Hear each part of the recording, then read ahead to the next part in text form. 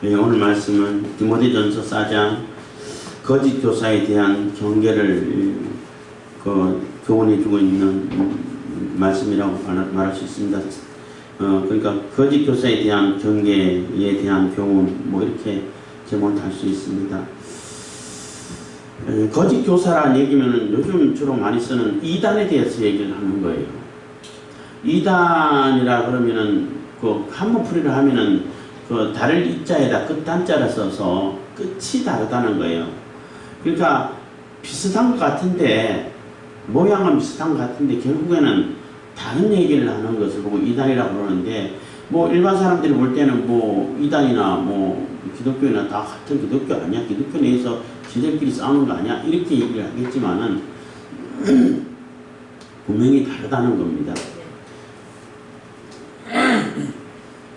제가 여러 번 얘기했지만은 신약 성경이 헬라어로 이렇게 기록되어 있어요. 그때는 국제 통용어가 헬라어다 보니까 헬라어로 기록되었는데, 헬라어의 특성 중에 하나가 뭐냐면 자세한 것은 제가 전문가가 아니라고 말할 수 있기 때문에 없는데, 그래도 나름대로 이렇게 살펴본 바는 굉장히 분석적인 사람들이 쓰는 언어라는 얘기예요. 유대인의 사상하고 헬라인의 사상하고가 이렇게 조금 서로 다른데, 히브리인들은 통념적이라고 해야 되나요? 하여튼 그렇게 하기 때문에 다 이렇게 다 포용할 수 있고, 그래서 가장 많이 쓰는 표현이 있죠. 히브리인들은 믿고 이해를 하려고 한다고. 그래서 신앙의 사고방식이라고 얘기하는데, 틀린 말은 아니에요. 맞아요. 믿으면 이해가 가. 하나님을 믿고 하나님의 계획을 믿고 하나님의 말씀 따르면은 다 그게 이해가고, 그렇지 하나님 계시면은 다 이해가 가는 거예요. 근데 헬라 사람들은 그게 안 해요. 이해가 가야 믿어. 이해가 안 가면 믿을 수가 없어요. 그래서 믿음의 사고방식은 아니다라고 얘기하는데, 그럼 왜 헬라어가 중요하냐? 성경은 써있는데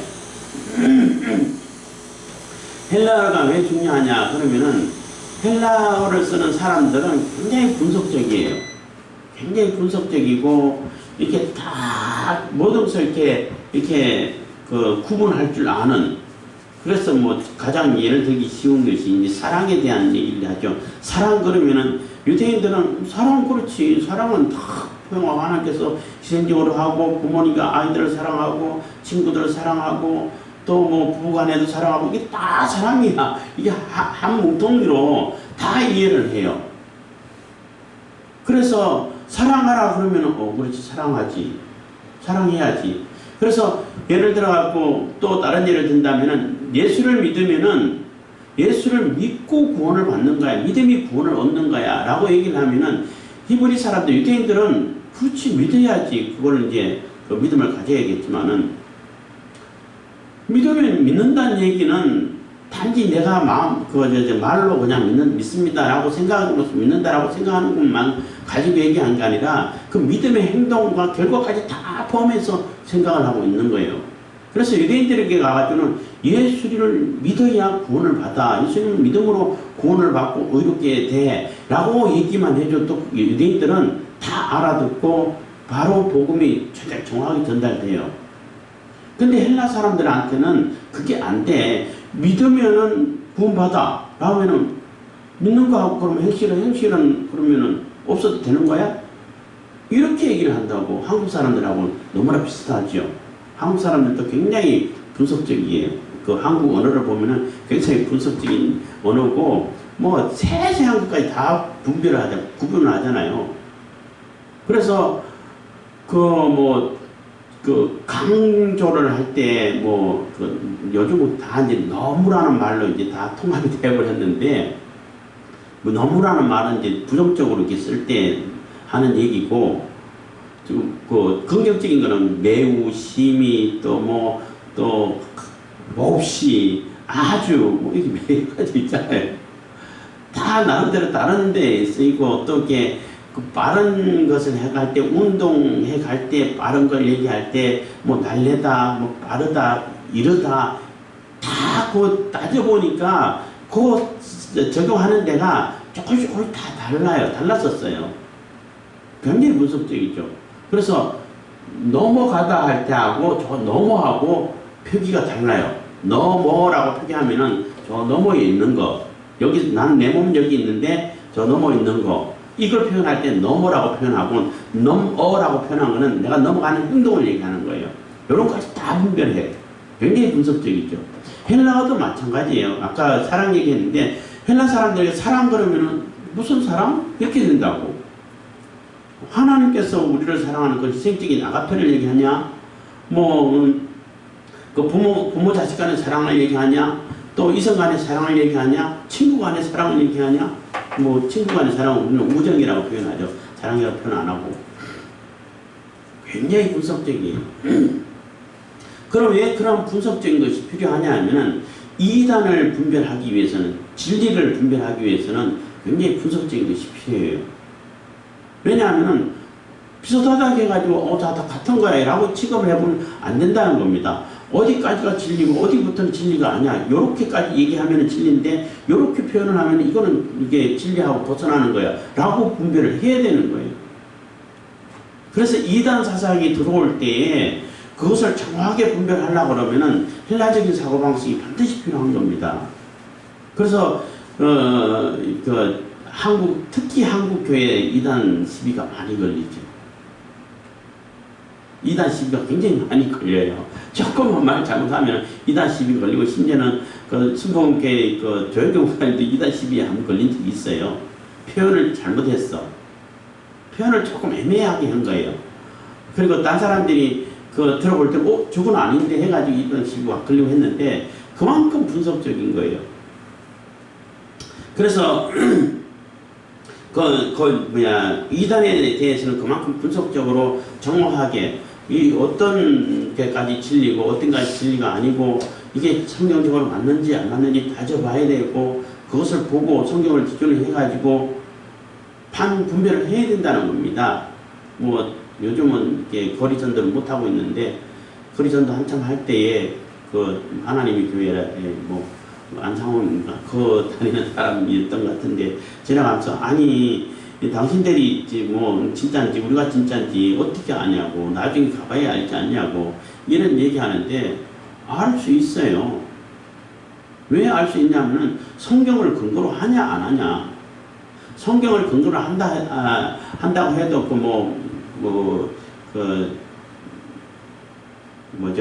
신천지도 마찬가지고 여호와의 증인들도 마찬가지고 다 이단으로 보려고 하고 있는데, 그 사람들 보면은 성경을 사용하긴 사용하는데 성경을 이상하게 사용해. 자기 마음대로 뜯어붙여서 사용해요.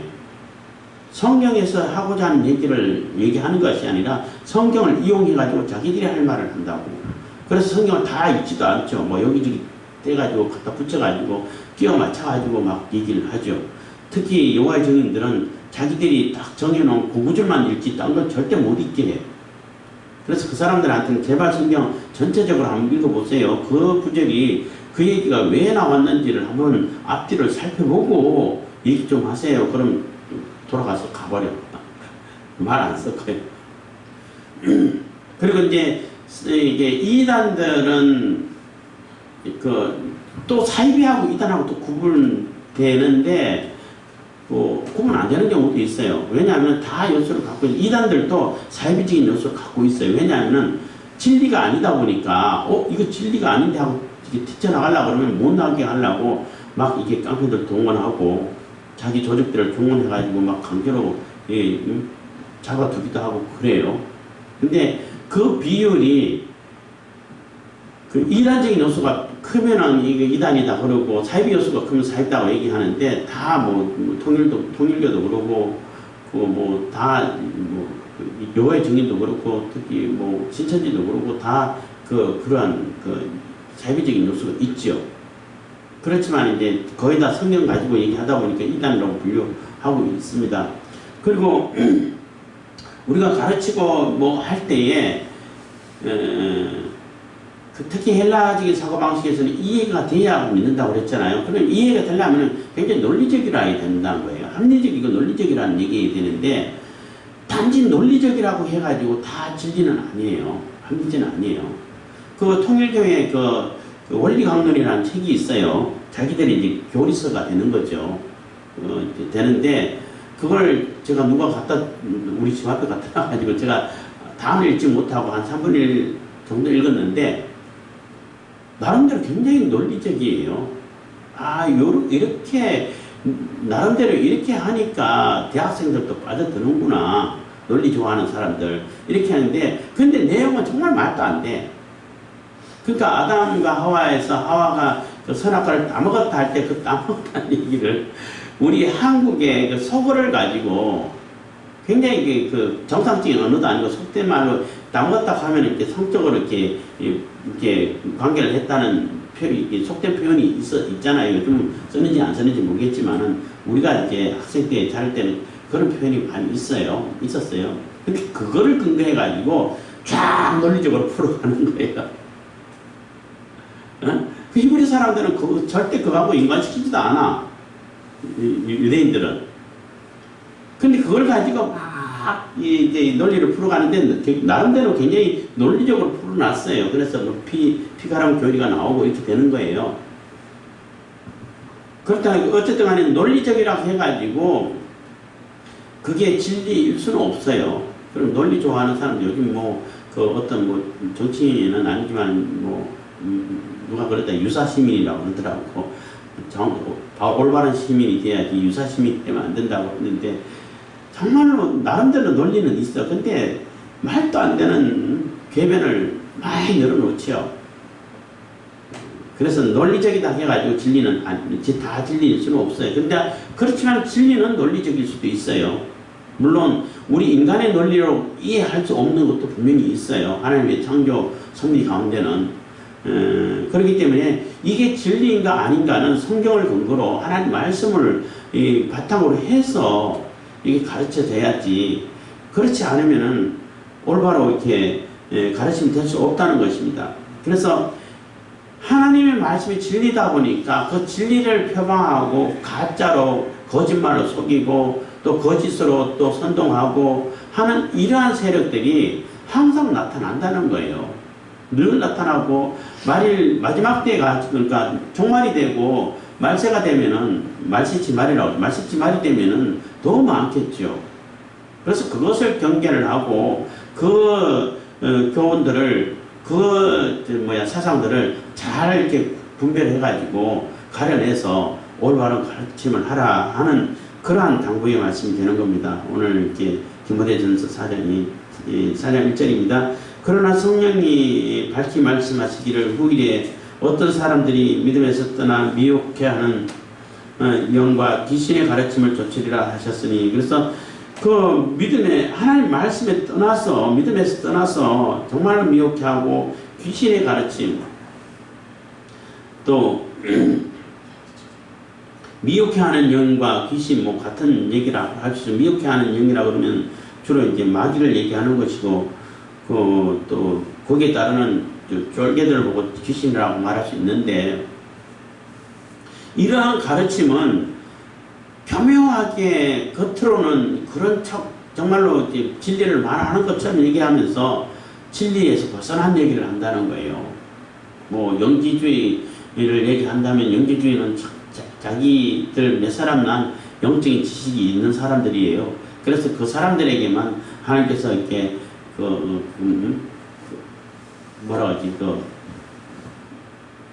그것을 하늘의 진리를 깨닫게 해가지고 영적인 진리를 깨닫게 해가지고 그것을 가르치고 또 그것을 자기들이 갖고 있으니까 그 권력이 되죠.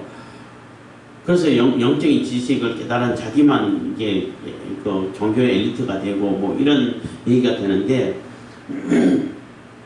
어쨌든 이 미혹의 영들, 마귀들의 가르침, 그 귀신들 이런 것은 겉모양은 비슷한데 내용은 전혀 다르다는 거예요.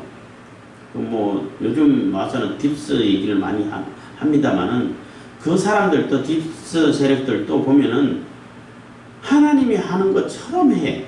자기들이 하나님이라고 사람들에게 선동하고 속이고 있어요. 그래서 그것처럼 나름대로 다 계획해놓고 미리 다 예상해놓고 거기에 맞춰가지고 일을 벌여가고, 그래서 자기들이 모든 것을 다 주장하고 할 수 있다라고 광고를 하고 있어요. 근데 옛날에는 그게 어쩌다 됐죠. 잘 안 되는 경우들이 더 많았죠. 더 많았지만은 점점점 지금은 그들이 의도한 바대로 돼가는 경우들이 더 많게 되죠. 많은 자료가 쌓이고 많은 데이터들이 이렇게 딱 데이터 분석, 자료 분석을 해가지고 어떻게 하면 성공할까 이런 것이 되다 보고 정보 사회가 되다 보니까 훨씬 더 자기들의 그 계획을 그대로 실행시키는 확률이 훨씬 더 높아졌죠. 그렇지만 아직까지는 다는 아닙니다. 그리고 뭐 지난 뭐 미국 대선을 통해 가지고 자기들의 세력이 있다는 것을 분명히 보여준 거지. 그전에는 있는지 없는지 있는 것 같기도 하고 없는 것 같기도 하고 이렇게 여겼는데 지금은 확실히 있구나. 말도 안 되는 저 엄청난 일을 그들이 완전히 그냥 원하면은 다 그냥 그 캐리어 가지고 가가지고 거기 표를 담아가지고 갖다 쏟아부어 가면서도 바꾸는구나. 그럼 되는구나. 이걸 보여준 거잖아요. 그리고 거기에 대해서 아무도 입을 못 열게 만들어버리고 그리고 그들에 대해서 또 그 핵심 세력에 대해서 조금이라도 불리한 증언을 하려고 하면은 뭐 기자고 뭐 누구가 다 죽여버리고 이런 일들이 많이 벌어지잖아요. 그렇지만 그들은 결국은 진리에서 벗어난 자들이라는 얘기예요. 진리가 아니라는 것입니다. 근데 그러한 세력들이 많이 일어날 거다. 그러니까 거기에 대해서 확실히 준비를 하라는 것입니다.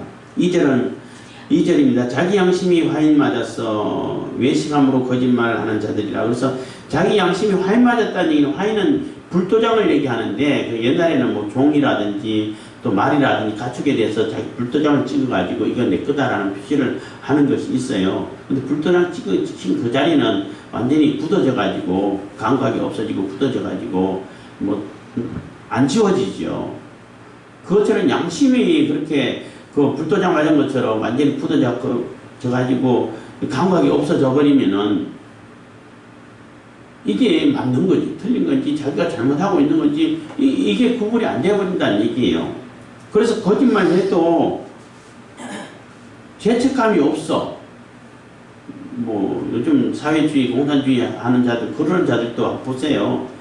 뭐 하긴 거짓말은 굉장히 좋은 자기들이 선동하고 자기들의 목적을 이루는데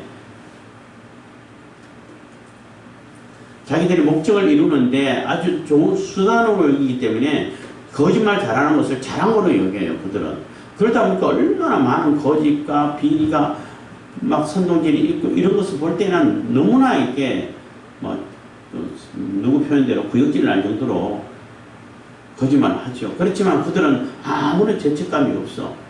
진리를 따른 자들은 거짓말하면 얼굴이 화끈화끈해지고 창피해지고 내가 이런 거짓말 들통나가지고 이렇게 됐다 이런 양심의 가책이 있는데 이들은 양심 가책이 없어요. 양심 자체가 뭐 이미 굳어져 있었어. 그래서 뭐 내로남불이라고 해서 내로남불이란 말이 세계 공통어가 되어버렸어요. 자기들이 하면은 다 좋은 거고 진리고 괜찮고 남이 하면은 뭐 절대 해서는 안 되는 일이고 이런 이중잣대가 되어버리는 겁니다. 그래서 그들은 양심의 화인을 맞은 것처럼 굳어지고 감각이 없어져 가지고 거짓말을 하고 거짓말을 해도 그것이 떳떳하고 그것이 당당하고 이렇게 된다는 겁니다. 그 이단을 가르치는 자들도 진리에서 떠난 자들도 자기들이 만들어 놓은 그 교리 가지고 사람들을 미혹하고 사람들을 이렇게 해코지하고 할 때도 양심 가책 같은 거 없어요. 자기들이 만들어 놓은 거 다 이게 거짓말이고 다 웃기는 소리라는 것을 알겠죠. 그래도 그것을 그대로 그냥 밀고 나가는 것이 그들이라는 것입니다. 왜냐하면 진리하고 상관없는 자들이기 때문에 이미 양심이 굳어져 있는 사람들이기 때문에 특히 이제 그 당시에는 그 금욕주의가 아주 막 이 판을 치고 뭐 아주 유행하던 시기라서 그래요.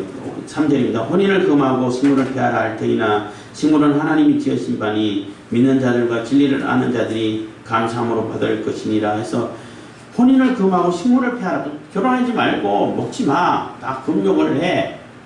금욕주의자를 얘기한 거예요. 근데 그렇지 않다는 것입니다. 먹는 거, 뭐, 결혼도 하나님의 창조 질서에 들어가 있는 거죠. 그 남과 여가, 남성과 여성이 결혼하는 것이지, 남성과 남성이 결혼하고, 여성과 여성과 결혼하고, 그러지 않아요. 심지어는 캐나다 그쪽에는 뭐, 짐승과 반려동물하고 결혼을 한다는 거지. 그러니까 남편이 개가 되고, 고양이가 남편이 되고, 부인이 되고, 그런다는 거예요. 그게 참 기가 막히는 세상이 살고 있는 겁니다. 그건 다 하나님의 창조 질서를 무너뜨리는 거죠. 그래도 그거는 자기들이 사랑이라고 착각하는 거죠. 그게 무슨 사랑이야. 그 동물 입장에서는 오히려 얼마나 괴롭겠어요. 하여튼 그렇습니다. 그래서 그거는 다 하나님께서 주신 진리가 아니고 하나님 창조 질서가 아니라는 것입니다. 그래서 결혼도 하나님 창조 질서를 따라서 하는 것이 되는 거예요. 그리고 먹는 거는 먹는 거 가지고 자꾸 따지지 말라는 겁니다. 예수님도 그랬잖아요. 입으로 들어가는 게 사람 더럽게 하는 게 아니다. 입으로 들어간 것은 들어갔다가 뒤로 나가면 그만이라는 거예요. 입에서 나오는 게 더럽다는 겁니다. 나오는 건 마음에서 나오기 때문에 가장 악한 생각, 악한 사고방식, 더러운 것, 더러운 짓, 이런 것이 다 나와서 사람을 이렇게 더럽게 만들고, 뭐 비참하게 만들고, 상처 있게 만들고, 이렇게 된다는 거죠. 응? 그래서 먹는 거 가지고 너무, 그래서 너는 소고기 먹었으니까 너는 정결한 사람이고, 너 돼지고기 먹었으니까 악한 사람이야. 이렇게 말도 안 되는 구분을 하지 말라는 거예요. 그래서 먹는 거는 먹는 거에 자유를 주라는 거죠. 자유가 중요하죠. 페미 이런 얘기 많이 나오다가 보니까 탈크로셋 이런 얘기 하는데 처음에는 뭔 얘기인가 했는데 탈크로셋 하든지 차크로셋 하든지 그거는 자기 자유에 맡겨야지. 본인 판단에 나는 이게 편해. 편한 대로 할 거야. 그럼 편한 대로 하면 되지. 그걸 왜 광고를 하냐는 거지. 응? 광고 그것도 방송 약간 나와가지고 나는 이렇다. 그거 어쩌란 얘기예요. 그러니까 그거는 그냥 본인이 하고 싶은 대로 하면 되는 거예요. 자유롭게 내버려 두면 되는 거예요. 먹는 것도 마찬가지입니다. 물론 정말 혐오스러운 것을 먹고 그걸 자랑하고 그걸 찾아가지고 오로지 먹는 걸 탐해가지고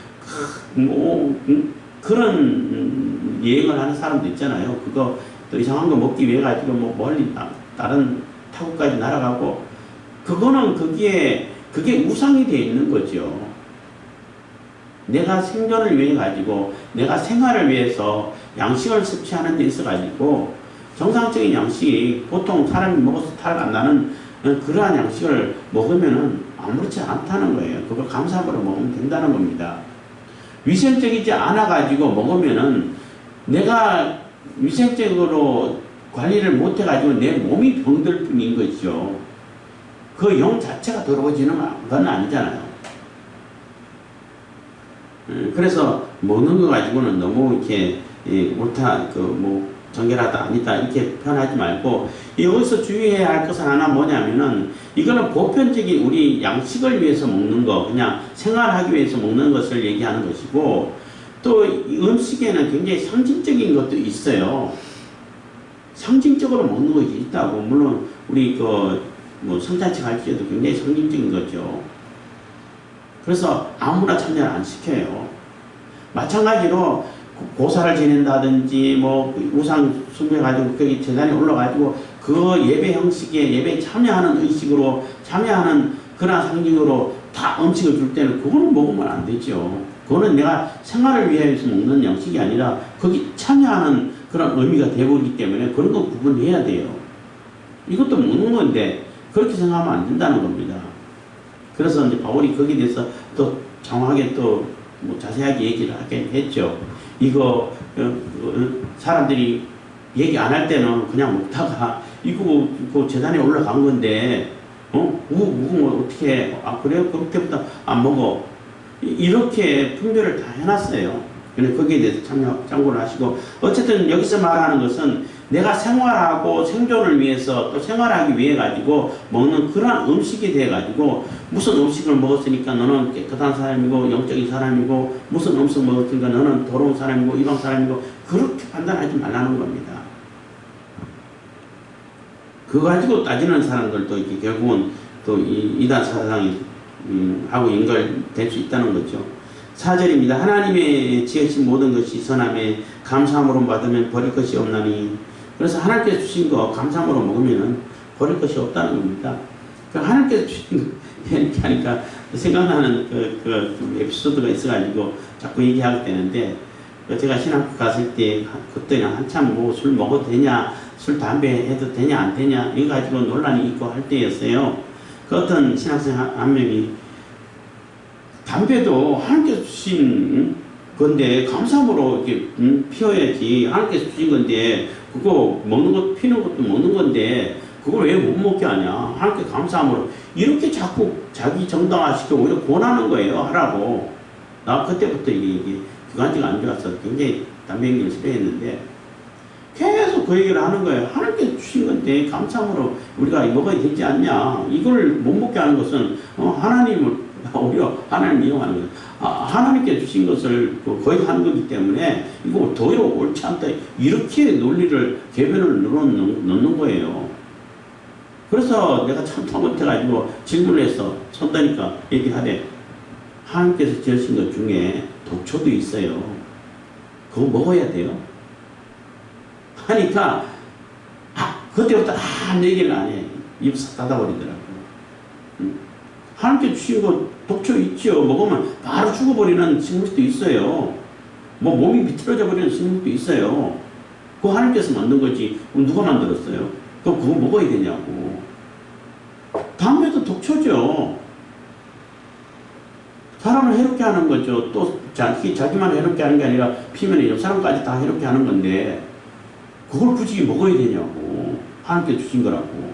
그거 먹으면 안 되죠. 그렇게 했는데 이게 하나님께서 지으신 모든 것이 선하기 때문에 그 선한 목적대로 써야 된다는 거죠. 독초가 왜 독초를 만들어 놓으셨겠어요? 우리 먹으라고 만들어 놓은 건 아니잖아요. 그 나름대로 쓰임새가 다 있어요. 그 목적대로 쓰인, 창조 목적대로 쓰라는 얘기지, 그럴 때 버릴 것이 없다라는 것이지, 내 마음대로 목적에 어긋나는 대로 내 마음대로 써도 다 괜찮다는 얘기는 아닌 거예요.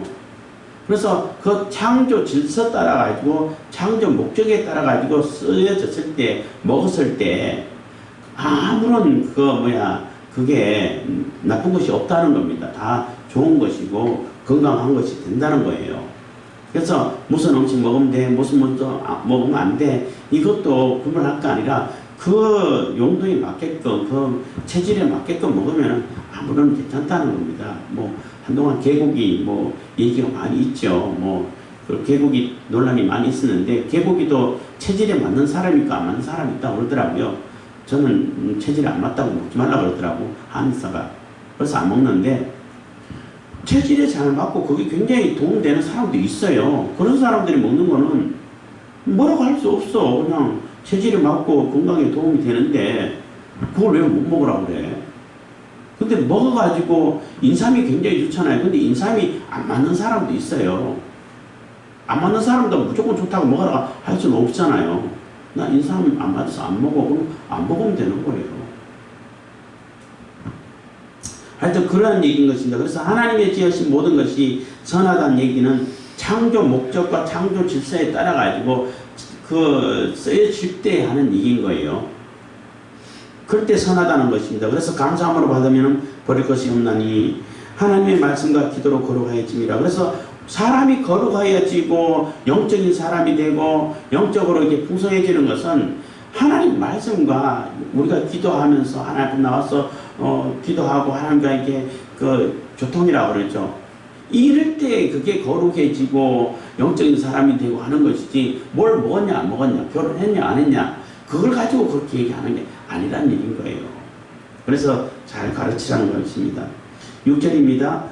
내가 이것으로 형제를 깨우치면 그리스도 예수의 선한 일꾼이 되어, 그래서 내가 이런 이 말씀을 가지고 이 진리를 가지고 형제를 가르치고 깨우치면은 선한 일, 정말 좋은 일을 하는 거야. 정말로 좋은, 하나님의 좋은 일꾼이 돼서 일꾼을 잘 하게 되는 거야 라는 얘기인 거예요. 그래서 내가 이것으로 형제를 깨우치면 그리스도 예수의 선한 일꾼이 되어 믿음의 말씀과 내가 줬는 선한 교훈으로 양육을 받으리라. 그래서 믿음의 말씀 또 선한 교훈, 이게 하나님 말씀이죠. 하나님께서, 예수님께서 우리에게 주신 그런 교훈들인 거죠. 그것으로 양육받고 또 자라가고 성숙되게 되고 한다는 것입니다. 그래서 올바른 말씀, 또 올바른 경건의 생활, 또 기도, 이런 것을 훈련시키고 가르쳐야지, 뭐 결혼해도 된다 안 된다, 또 뭐 뭘 먹으면 된다, 뭘 먹으면 안 된다, 무슨 옷을 입었냐, 물론 무슨 옷도 거기에 맞는 옷을 입어야죠. 그게 목적에 맞는 옷을 입어야죠. 어떤 국회는 하여튼 비례대표를 없애야 돼요. 국회의원이 아니 국회 회의하는데 뭐 꼭 이게 정장을 입으라는 게 있냐? 나는 그냥 아무렇게 입고 가겠다. 뭐 그리고 또 뭐 개혁이다 이런 헛소리를 하는데, 그래서 어떤 유튜버가 있더라고. 그럼 뭐 비키니 입고 가지. 그러니까 해수욕장 가는데 비키니 입고 다 해수욕을 하는데 자기는 정장 입고 양복 입고 해수욕을 하면 그게 맞냐고. 어디에 가느냐에 따라 가지고 입는 옷도 달라지는 것이 그게 상식 아니냐, 이렇게 이제 어떤 유튜버가 얘기했는데 그 말이 맞죠. 그래서 우리가 뭐 예배할 때도 마찬가지, 예배 드릴 때도 마찬가지고 어디 갈 때도 거기에 맞는 옷이 있어요. 거기에 맞는 옷을 입으라는 얘기인 것이지, 그게 얼마짜리인데 뭐 무슨 사치하는 얘기가 아니에요. 잘 정돈되고 세탁이 되고 깔끔하게 정리된 이런 모습으로 우리가 그 자리에 있는 것이 중요한 것이지, 해수욕장 가는 때 뭐 그 해수욕하고 또 아니면 거기에 가는데 거기에서 막 다 화장 다 하고 막 저기 머리 다 하고 그러고 가나요? 안 그러잖아요. 거기서는 뭐 머리가 흐트러져도 상관없어요. 옷이 뭐 조금 이렇게 헐벗어도 괜찮고 좀 남루해도 물에 들어가는 건데 괜찮다는 거죠. 그래서 그 목적과 용도에 맞게끔 쓰라는 것입니다. 그리고 7절입니다. 망령되고 허탄한 신화를 버리고 오직 경건에 이르는 연습을 하라. 그래서 망령되고 허탄한 신화, 쓸데없는 얘기, 전혀 뭐 도움되지도 않고 생활에 필요하지 않는 그러한 논리 싸움, 이런 거에 막 거기에 소모하지 말라는 얘기예요. 그거는 네가 알아서 하세요. 그러면 돼. 한동안 이제 요즘은 뭐 그런 논란 자체도 없는데, 저녁 예배, 우리 한국교회는 낮 예배는 오전 7시, 저녁 예배는 오후 7시, 낮 예배는 오전 11시, 저녁 예배는 오후 7시, 딱 정해진 게 있었어요. 그거 절대 이게 바꾸면 안 된다고, 어떻게 예배 시간을 바꾸냐고 논란이 많이 있어서 한동안은.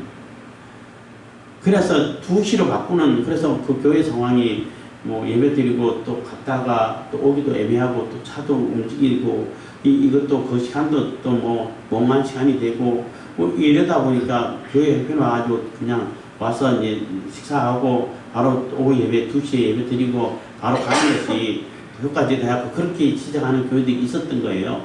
있다 보니까 어떻게 예배 시간을 바꿀 수 있냐, 뭐 상황 때 바꿀 수 있지, 이래가 한참 논란이 있었어요. 그때 뭐 하여튼 그랬어요. 그냥 교회 상황에 맞춰서 하면 되죠. 그거는 그러면 또 어떻게 어떻게 하나님과의 약속인데, 그거는 하나님과의 약속이 아니고 성도들 간의 약속이죠. 시간은 그렇잖아요. 성도들 간의 약속이에요. 하나님께 예배 드린다는 거는 하나님과의 약속이지만은 그 예배 시간을 언제 할 것인가는 성도들 간의 약속인 거예요. 그렇잖아요.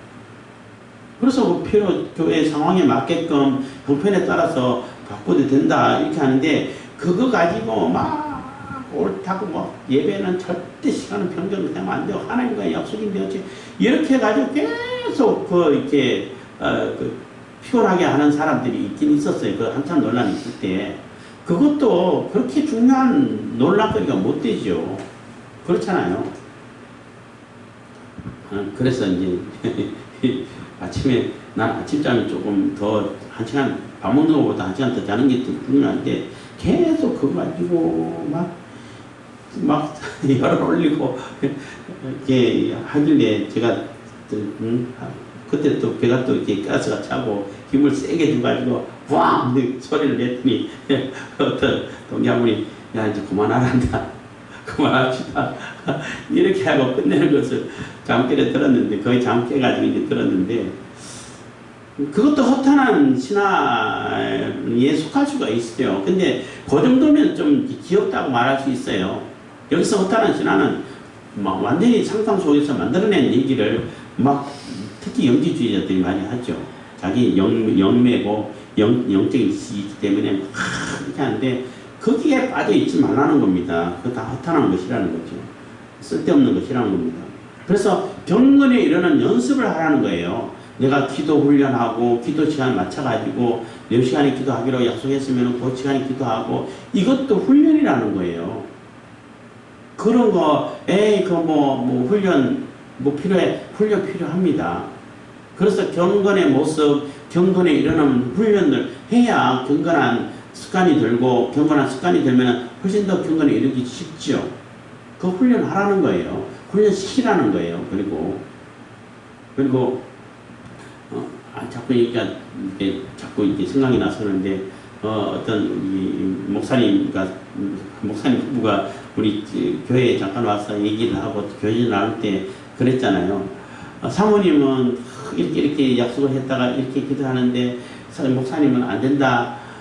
얘기할 때 무슨 얘기가 됐냐면 제가 볼 때는 뭐 다툼거리가 안 되는데 그거 가지고 그렇게 다투시는 거야.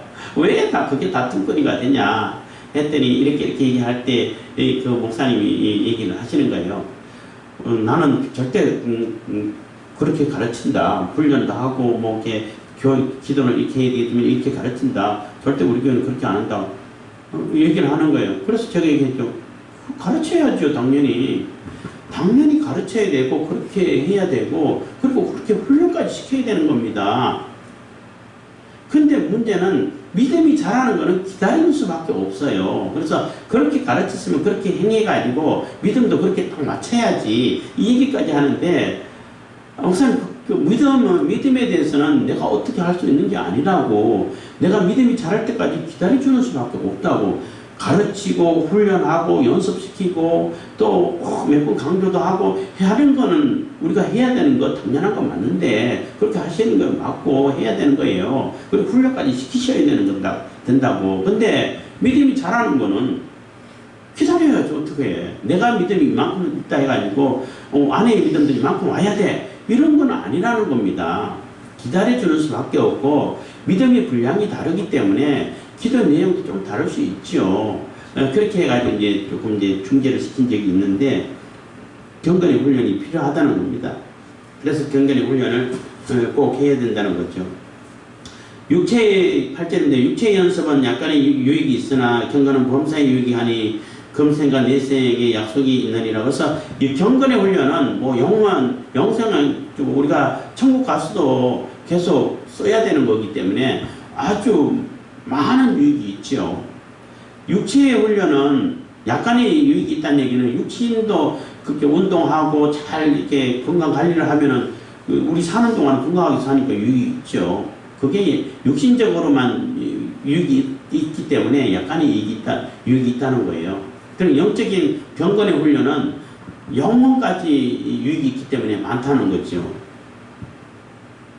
그래서 금생과 내생의 약속이 있느니라. 그래서 지금 믿음 생활하면서 이 세상에 사는 동안에도 그 유익이 있고 또 우리가 또 천국에 가서 하나님과 영원한 세계에 가서도 유익이 있다는 것입니다. 9절입니다. 미쁘되이 말이야 모든 사람들이 받을만 하도다. 그래서 이 말은 정말로 신실하고 믿을만한 말이 된다는 겁니다. 그 경건에 훈련하고 잘 구분하라는 것이. 10절 이를 위하여 우리가 수고하고 진력하는 것은 우리 소망을 살아계신 하나님께 두미니 곧 모든 사람 특히 믿는 자들이 믿는 자들의 꾸준히라 해서 우리가 이렇게 믿음을 가지고 또 훈련을 하고 경건을 훈련하고 또 잘 가르치고 분별하고 구분을 하고 이렇게 하는 것은 우리가 하나님께 소망이 있기 때문에 그렇다는 거예요. 하나님에 대한 하나님께서 우리를 붙들어 주시고 백성 삼아 주시고 자녀 삼아 주신 이런 소망이 없으면은 굳이 할 이유가 없는 거죠. 내생이 없으면은 굳이 할 이유가 없다는 겁니다. 그래서 하나님께 둔 것이기 때문에 또 믿는 자들이 특별히 이렇게 훈련을 하고 경건의 연습을 하라는 것입니다. 11절 내가 이것들을 명하고 가르치라. 그래서 이 디모데가 좀 젊은 목회자지만은 네가 맡은 사명이 이거야. 이것을 가르치고 훈련하고 이게 하는 것이 네가 할 일이야. 그래서 이것은 이렇게 하세요. 저것은 저렇게 하세요. 하고 이렇게 하라는 것입니다. 12절 누구든지 내 연수함을 없이 여기지 못하게 하고 오직 말과 행실과 사랑과 믿음과 정죄에 대하여 믿는 자에게 본이 되어 해서 그래서 네가 나이가 어리다 해가지고 무시를 당하고 뭐 업신여김을 당하고 그렇게 하지 말라는 거예요. 이거는 나이가 많고 적고가 문제가 아니고 진리를 어떻게 가르치냐가 문제라는 거예요. 조금 젊었다 하더라도 나이 많으신 장로님들 있고 성도들이 있다 하더라도 내가 말씀을 진리를 얼마나 제대로 가르치냐가 문제인 것이지 저 어르신들 이제 내가 감히 뭘 가르쳐. 어르신들을 할지라도 성경에 대해서 연구를 못하고 또 다른 일이 있기 때문에 거기에 점령할 수 없는 분들이라면은 가르침을 받아야죠. 신학교 가도 그 교수님들이 신학생보다 나이 적은 교수님들 많은데 그럼 가르치면 안 되나? 당연히 가르침 받으려고 한 거잖아요. 또 일천예고 일인데 아주 나이 40대 분이 고등학교 들어온 거 가지고 어떻게 했냐고 선생님보다도 더 나이 많은 학생이 왔다 해갖고 얘기가 된 적이 있는데 배우고 싶으면 들어가서 배우는 거예요. 그래서 목회자가 나이가 좀 어리다고 해가지고 쟤는 들을 필요 없어 이러면 안 된다는 거예요. 그래서 나이가 젊은 목사라 할지라도 그 말씀의 내용이 무엇이냐가 중요한 것이죠. 어떤 말씀을 전하냐가 중요한 것이지 나이가 어떠냐 그게 안 중요하다는 겁니다. 그래서 나이 많으신 또 연세가 또 드신 그런 장로님들이 계신다 할지라도 그 말씀이 어떤가를 들으려고 하셔야지. 제가 젊은데 나보다 한참 어린 아들뻘밖에 안 되는데 심지어는 손자뻘인데 그걸 따지지 말라는 거예요.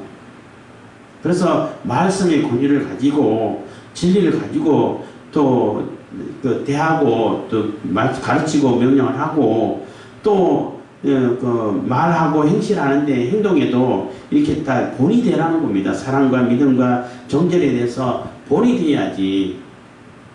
본이 안 되는 목회자는 그 목회자의 자격이 없다는 거죠. 그래서 세상 듣다 보면은 목회자가 또 이게 해서는 안 되는 그런 짓을 많이 하고 범죄를 이루는 경우도 있는데 그것은 결코 옳지 않다는 겁니다. 결코 그렇게 해가지고는 본이 될 수가 없지요. 자, 13절입니다. 내가 이럴 때까지 있는 것과 권하는 것과 가르치는 것에 창념하라. 그래서 바울 사도가 디모데를 한번 방문해보고 찾아보려고 계획하고 있었던 거예요. 근데 갈 때까지 이거 가르치는 거, 권면하는 거, 이게 창념 읽는 것은 왜 읽는 걸 얘기하냐면은 옛날에는 이 성경책이 다 있지 않았어요. 그 한 교회 한 개만 있어도 아주 많이 있는 거예요. 아주 그 교회는 다 갖춰진 교회란 말이에요. 말씀이 다 있지가 않아. 그렇으면은 저는 성도들은 성경이 없기 때문에 어떻게 읽어주는 거 듣는 것밖에 없어요. 들을 수밖에 없는 거예요. 내가 스스로 그것을 구입해가 찾을 수 있는 것은 돈이 많아야 되고 아주 부자라야 되고 아주 어려운 상황이에요. 그렇기 때문에 항상 하나님 말씀 읽어준 것을 해석해주고 설명해주고 또 삶에 적용해주고 이게 말씀의 예언의 은사가 되는 거예요. 말씀의 은사가 되는 거예요. 그런 역할을 하는 것이 목회자라는 겁니다. 그리고 내 속에 있는 은사라 곧 장로회에서 안수받을 때에 장로회라 그러면 요즘 말로 하면은 노예가 되는 거죠. 어쨌든 안수 받을 때의 예언으로 말미암아 받은 것을 조심 없이 말며 에게는 그거 사용하라는 거예요. 네가 받은 은사, 네가 받은 가지고 있는 달란트 잘 사용하라는 겁니다. 하는 말씀의 은사, 예언의 말씀을 가지고 잘 설명하라는 거예요. 여기서 예언이란 얘기도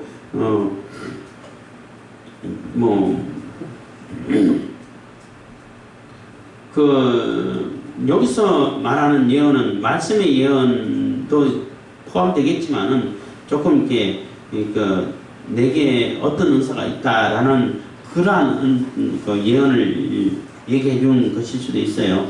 어쨌든 간에 성경에서 뭐 전부는 아니지만은 대부분의 예언을 얘기하면은 하나님 말씀을 이렇게 담당해가지고 그 말씀을 어떻게 생활에 적용시키느냐에 따라가 적용시키고 또 해석해주는 것을 보고 예언의 은사라고 예언이라고 말하는 경우들이 거의 80~90% 같아요.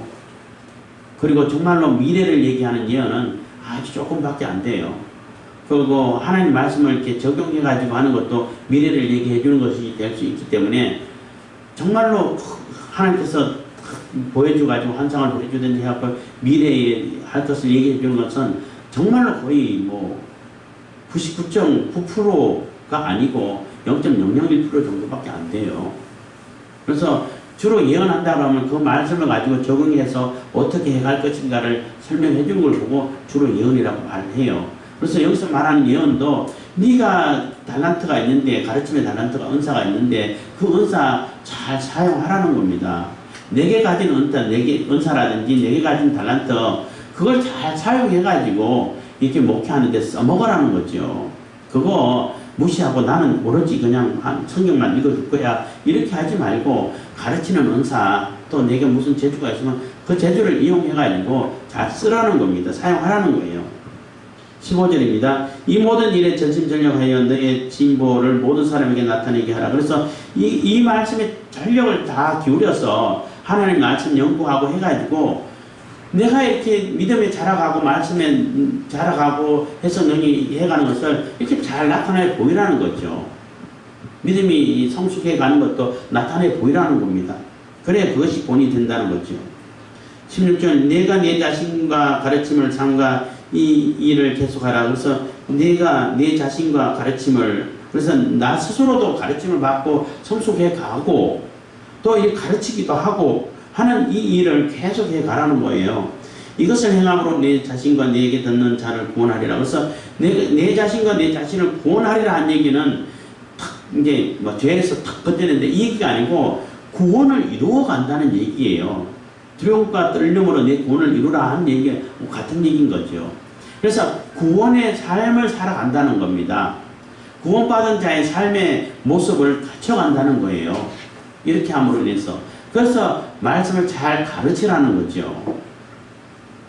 그래서 우리가 하나님 말씀을 가지고 가르칠 때 무엇이 진리인지, 무엇이 올바른 것인지, 무엇이 해서는 안 되는 것인지, 이게 무엇이 이단이 끝단, 무엇이 끝이 다른지 잘 구분할 수 있어야 되고, 특히 목회자라면 그것을 잘 구분해가지고 잘 가르쳐서 성도들도 이렇게 믿음이 자라가고, 본인도 성숙해가고 자라가고 해가지고 하나님 나라가 이런 것이야. 그래서 구원받은 것은 이런 삶을 살고 이런 삶을 살아가는 거야. 구원은 이렇게 이루어가는 거야. 라는 것을 보여주라는 거예요. 그것이 바로 디모데가 맡은 사명인 것이고 우리가 교회에서 할 일이 된다는 것입니다. 기도하겠습니다. 사랑해 주신 감사합니다. 이 시간에 우리 고백 주문